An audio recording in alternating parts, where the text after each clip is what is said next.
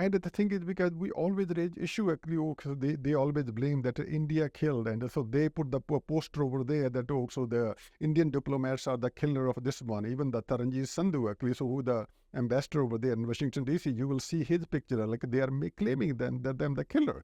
And Mr. Trudeau, like if Mr. Nijjar get killed over there, and what the hell is their local authority doing over there? And what are their intelligence agencies doing over there? Murder had happened over there. Instead of making this one as a dukandari propaganda tool, they should, Mr. Pannu and all these associations, they should try to pursue the justice. They should pressurize Mr. Trudeau and also the RCMP local over there so that they should be able to catch who had done it. Welcome to the gist on Stat News Global. I'm Ramananda Sengupta.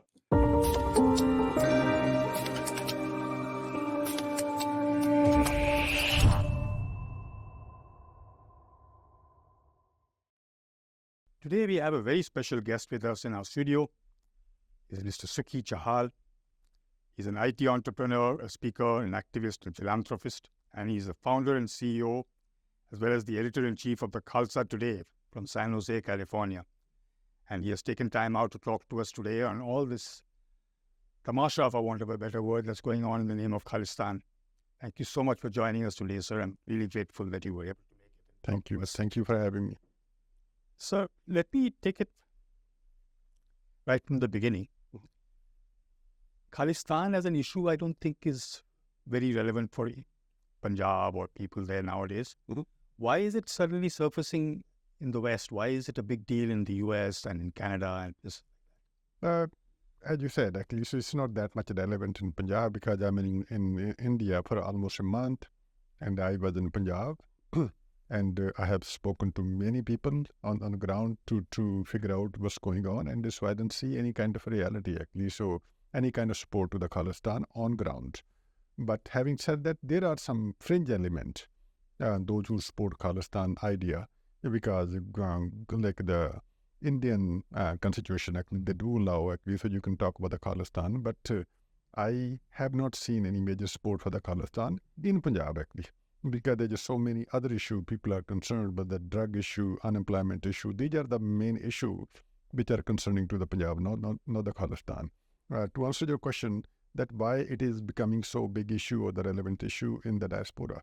In the diaspora, actually, so there are some, again, fringe element. Those who was not accepted within the Sikh community for so long. Now suddenly all these elements, the criminal element, or we in Punjabi we call it gunda element. I will say I have no hesitation calling their name, and so there's an organization called Sikhs for Justice, Mr. Gurpatwant Singh Pannun, and so these are the people, those who get together, and it actually on the base of the Khalistan, they are running their dukandari, and they start their dukandari for almost like 2015, even before that, and so this is ongoing, and so he tried to hijack the emotional issue, which is the 1984 the innocent killing of the Sikhs by the Congress government, actually, so after Mrs. Gandhi was assassinated. And this guy came up with the idea that I am an attorney and I will seek the justice for these people, this and that. And the people liked, oh, okay, say a young guy actually is attorney and so he will do something. People start listening to him. Then after that, actually, he started going after serving the paper when Mrs. Gandhi, the Sonia Gandhi was there actually for the treatment of her cancer. And so then same thing he did it with when Mr. Captain Amrinder was there actually before he get elected as a chief minister. And the same thing he did for against the chief minister, Mr. Badal. And so then he was doing the drama, and slowly he started getting the attention of all these fringe elements. And eventually they were able to get together, and they totally ignored actually. So the issues of the Sikh issue, then they start the dukandari, which is called a referendum. And they used to call it like 4 or 5 years back in 1615, the okay, so in 2020 I will have a referendum. And now it is 23, and the referendum, the dukandari is still going on. And based upon that dukandari actually, so they don't have any major support on the diaspora. And people get together actually, so it's just like in Punjab, like in the Punjabi community actually, they just like to go somewhere actually, so they get together, they just want to see the tamasha.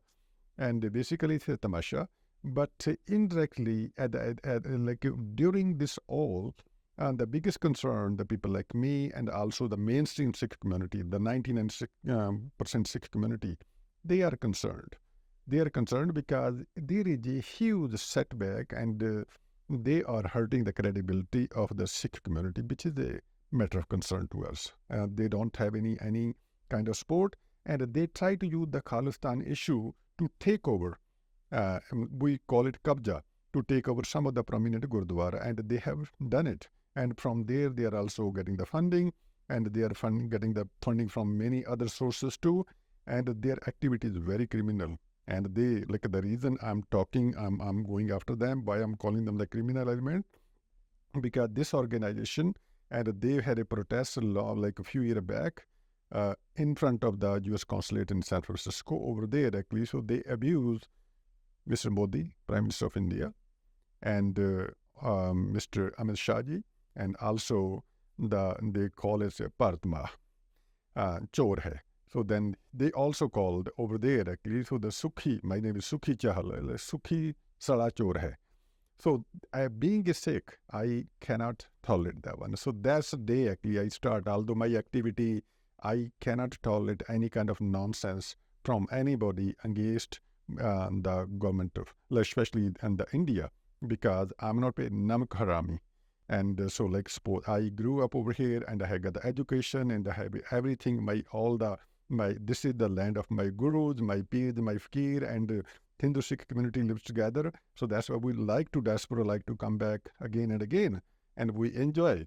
But because of these few elements, and so they were able to suppress many of the other, but not to the Sukhi Chahal. So that's why I challenge them. So is that what sort of sparked you to start the Khalsa today? What kind of a newspaper is it? I mean, the thing is because they had all sort kind of resources on their hand, and they have a muscle power, and they have a financial power, and so they have they have the criminal element. But the thing is, I did not have any platform to speak, to raise my voice. So that's why, because I am a computer engineer, and I did my the engineering from Guru Nanak Engineering College, Ludhiana. So then I went to Silicon Valley in '93. So I went to the Stanford, and I live in Silicon Valley, and I'm really good actually. So because I have my IT consulting company. I'm good into the, especially setting up the channel.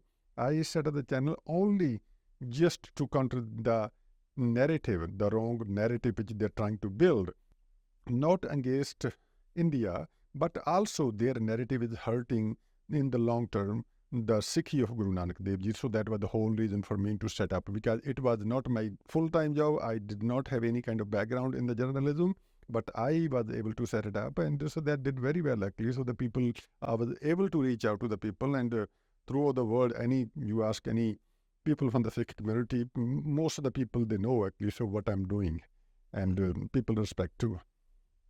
Okay, now, this issue has been raked up of late simply because it started off with that guy in Canada, Nijjar, whatever his name was. Hardeep Singh Nijjar. And then you have, in California, you have Gurpatwant Singh Pannun and people like that coming up. Let's take the Canadian Sikhs to start with. Do you think that accusations that a lot of them are involved in gun running and crime and all that is correct? Basically, actually, so let's talk about the Hardeep Singh Nijjar murder, right?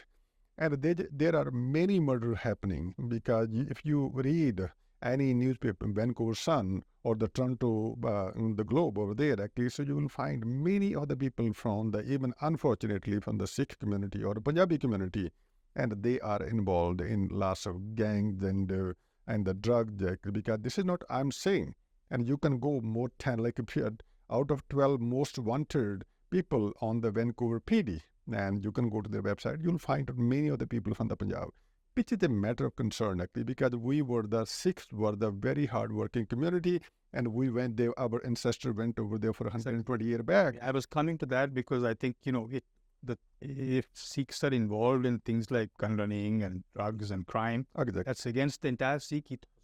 Exactly, because that's what, because what is happening in the Punjab actually, so that get transferred actually, they get translated in the diaspora actually, because the people, those who are criminal over here, so when they're gonna go to Canada, and they will try to find the same kind of activity over there too. So that's when you will see lots of people, lots of migration from the Punjab. Earlier used to the people, those who really want to work hard, who want to accomplish something, or the people like us, like, so I did, I had an engineering background, or people had a medical background, and so they did very well, actually. So now the new migration, the young migration, actually, so the two things are very prominent, actually, so indeed, actually, if you drive from Delhi to Amritsar, you will find when as soon as you enter in Punjab, actually, so there's only on the GT road, actually, there will be only two advertising. One is ILET immigration, right? And another thing is actually drug rehab, right? Or the third one is going to be Aam Aadmi Party, Mr. Bhagwant Man's picture, or the Kejriwal's picture. These are the three things. Imagine, actually, so if you have an ILET, many of the people, unfortunately, which is shocking, sad, unfortunate, and the kids, and the students, indeed, those who are going to Canada, and the only qualification they have is ILET. And they are thinking the ILET is the degree. So that's why this is the really downfall of the education, actually. So they don't have any skill set. Once these people go there, no, I'm not blaming any specific, I'm not blaming everybody, but the people, those who don't have a skill set, they don't want to work any hard. And so then they get into the trapped by all these so-called Khalistani. They are not actually Khalistani. The people like this one, you can see in their referendum, wherever they do, actually, you will see lots of young crowd. They have nothing to do. They were not even born when there was a Khalistan issue in the Punjab. And now they have a flag, Khalistan flag. The thing is because they are falling in the trap of these Khalistani or these Mr. Gurpatwant Singh Pannun. They are telling them, in order for you to get the PR, if you really want to stay permanently over, the easiest way is to get the political asylum. Either you are in Canada or the US, file the political asylum. Sooner or later, you will get the asylum, because then you will be able to claim that, okay, so I'm fighting for the Khalistan, I'm with the Gurpatwant Singh Pannun, and if I go back to India, the Indian authority, actually, so they will prosecute us. So that's a kind of narrative they are building. And once like any kid, actually, so they work with them like 1 year or 6 months, eventually they get radicalized, and they become pretty much full-time worker for them.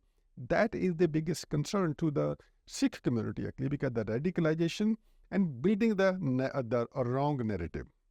The wrong narrative, actually. So they are claiming that, okay, so the 1984, even the main issue, that 1984, the Sikh killing over here is done by the Hindus or done by the Indian government. They don't specify that it was done by the goons of the Congress government at that time. And so that's how they believe, the paint. And also the another thing, at least, which is the matter of concern, because we don't have any kind of relationship with the political leadership in Punjab. Because any leader, actually, so they are so concerned, scared, because Captain Amrinder went over there. I was the one who saved him at the time. I was the one, actually, so when he got attacked in Fresno, city of Fresno in California, you can check on the YouTube, actually, so I was the one who put him at the like in the evening, at the late night, actually, so in the car, so that he can be taken away from there. So then after that, they put me, like, they really hit me with the big stone. And these Khalistani, not only Khalistani, the people from the Sikhs for Justice, Gurpatwant Singh Pannun. This is how violent they are. They hit me, and I was admitted into the Kaiser Santa Clara, the hospital over there, until the 4 o'clock in the morning. And so then they did everything. And the next day, and I hosted the event of the Mr. Captain Amrinder Singh in the city of Milpitas, in the Indian Community Center. And this is what we have to do, because that's why nobody from the any leadership, they cannot visit over there. If they cannot visit over there, so we cannot have any dialogue. If we don't have any communication, then whatever the concern we have in Punjab, diaspora is not able to contribute. And this is exactly they want to break. This is what they want to do. And the people, especially the people, those who are sitting in the diaspora, those who had not visited for 10, 15 years, and they still think, actually, though India is just like that 20 years back. What they don't understand, actually, so India has moved on. India is a very progressive country, and they very like good relationship between the US and India. And that's where I try to work hard. We try to bring the both countries together, because India cannot be ignored at the international level now anymore. Mm-hmm. Because it's not that India needs the US. Now US need the India because the kind of market India provide, kind of potential the India talent India has. If you go to the Silicon Valley, just in my neighborhood, 50 miles over there, you will see all the top IT company actually who are the CEO. It's not that actually so they have done any favor to Indians, right? Because they are the qualified. And that talent actually, so they get all these talent education from the IIT, all the top notch education, and it's just good for America. So that's why. India cannot be ignored at the international level anymore. So they're having a good relationship, this kind of like the nonsense actually, the Mr. Pannu and the Khalistani, it will carry on. It did happen because we have seen the worst time of the terrorism in Punjab, because the Pakistan tried their best, ISI tried their best to destroy the Punjab. And now, since they cannot, because the Indian authority and so even the Punjab government, so they are very good actually, whatever they're doing, try to contain actually, so that doesn't happen again. But now they're trying to pretty much the same thing in the diaspora. In the diaspora, these kind of fringe element, and so they always try to play the negative role and try to build the wrong narrative. And so whenever even the Prime Minister Modi goes over there, and even if he get hosted, like the host, he got hosted in by the US president inside the White House. But these elements, actually, some of these elements from the Khalistani people, they will try to do the protest outside. That send a very wrong or negative signal to the local authority regarding the Sikh people, because I'm being the term, people think that all these people are the anti-social elements. So, but, this thing got sparked off recently because of Trudeau coming here and accusing India of having killed a Canadian citizen. What were the motives behind that? Was that a purely political thing, or was there really some kind of a assurance that he had got that actually... It's a politics. It's like politics actually, because he is having the soft corner. Because the one thing we have to understand about the Sikh community, Punjabi community, especially the Jat Sikh community, because I'm a Jat Sikh actually, because we are very good into the funding any political party. And also whenever they need any kind of delegates, whenever need any kind of the manpower actually, so we have easily available all these resources, which are the two things actually, because the funding and the resources actually to build and also especially on the Canadian side actually, so we are able to understand how the political setup work. So that's why we have so many member of parliament over there. And because of that actually, so Mr. Trudeau, I think he's miscalculating, and his intention is try to please few Khalistani. It is going to hurt him big time. It is going to hurt big time because his activity we have to keep in mind, because there is like, even if we get the 50%, because not all the 100% Sikhs is going to, because they're divided. And there's almost the same amount of the Hindu votes too. And once that vote get consolidated, it'll hurt them. Because after that incident, actually, so Mr. Trudeau's popularity is on the downhill, and it will definitely hurt them. And that's not me saying it, because I'm very frequent to the Vancouver and Canada, and I'm always in the media over there. This is the ground reality. That is, he's going to have a very, very hard time to get even re-elected. He's probably going to lose this election. That looks like this is very... And also to answer your question, Mr. Hardeep Singh Nijjar, he got killed over there in the Gurdwara, right in the Surrey. And the thing is, because we always raise issue, actually, they always blame that India killed, and so they put the poster over there that so the Indian diplomats are the killer of this one. Even the Taranjit Sandhu, actually, so who the ambassador over there in Washington DC, you will see his picture, like they are claiming them the killer. The thing is, because what I try to tell the community too, actually, because these are the diplomats, these are the public servant, and this is they are just doing their job, right? And Mr. Trudeau, like if Mr. Nijjar get killed over there, and what the hell is their local authority doing over there? And what are their intelligence agencies doing over there? Murder has happened over there. Instead of making this one as a dukandari propaganda tool, they should, Mr. Pannu and all these associations, they should try to pursue the justice. They should pressurize Mr. Trudeau and also the RCMP local over there, so that they should be able to catch who has done it. Anybody done it. It doesn't matter to me or any Sikh community, because at the end of the day, killing anybody is very unfortunate. It's it's a concerning. That should not happen. But whoever killed it, they should identify, and that person should be prosecuted according to the law of the land. But at the same time, there's so many other killings happening too. And there's another gentleman killed over there, which was also very prominent guy over there. And so before there, and some of the Khalistani, they killed Mr. Tara Singh here, actually, who was the editor over there, right? And also, if you come on the this side, U.S. side, in the Juba city, and there was one gentleman. His name is Mr. G.K. He was the elected member of the Delhi Gurdwara Management Committee, and he get beaten up by the Pannun group, by the Sikhs for Justice goons inside the prominent Gurdwara of the California in the Juba city. That's a criminal element, criminal activity. Because inside the Gurdwara, so this is where they always do the propaganda that okay, so the freedom of speech and freedom of express, that's all nonsense. They always try to claim it. But the thing is, because that does not give you the license to beat up anybody over there in the Gurdwara. Yeah. But tell me something, sir. What is this Pannu's background? I mean, who do you think? I mean, he can't be doing this by himself. Surely somebody is funding him or, sponsoring him or something like that. Who do you think is actually behind him? I don't think I see him as a front man for some other nefarious.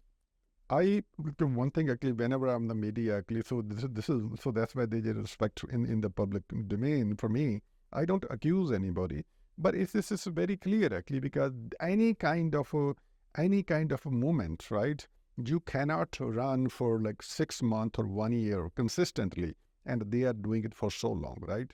And now another funding actually, so which I came to know because one of the reasons they are doing the referendum, and they are able to pretty much use all the innocent Sikh community actually. So they involve them, they ask them to join them. Eventually, then they have pretty much all the record of everybody. Like suppose if I join them, I vote for them, they will take my copy of the license, they will have my phone number, they will have my email address, then they will follow me. They will ask, okay, since you have done so good for us, Khalistan, we will have our own nation, all that nonsense they will say. End of the day, they'll say, okay, so now you have to contribute a little bit financially. Imagine if they have 10,000 people showed up in one referendum, and out of the 10,000 people, if they are able to translate even half of them, forget about it, 25% of them, absolutely, if they start giving them the $100 per month, this is how they do. They don't ask for the big money at the time, because although like many people, they do funding, imagine how much monthly money they will be getting. And also, so that's one of the reasons actually, so you could see actually, so that how much money they are spending on the advertising over there. Exactly. And that means actually the money is coming from somewhere, some sources. Mm-hmm.